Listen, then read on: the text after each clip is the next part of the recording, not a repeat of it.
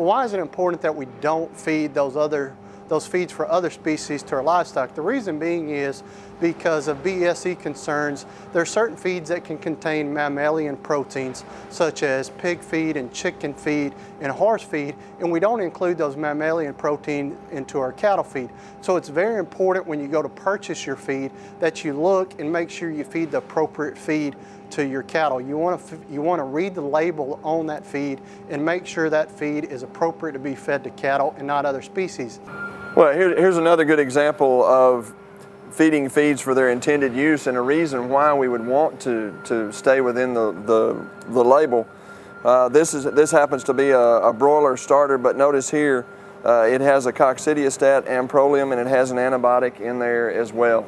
And so again, this feed was formulated for starting chickens, and so consequently it's got that coccidiostat in it, which we might have a coccidiostat in other ruminant feeds. It would quite likely be a different coccidiostat than this one, but again, this is a feed formulated for chickens. It's got a couple of specific ingredients in there, namely the coccidiostat and an antibiotic that are labeled for use in chickens and not approved perhaps in other species.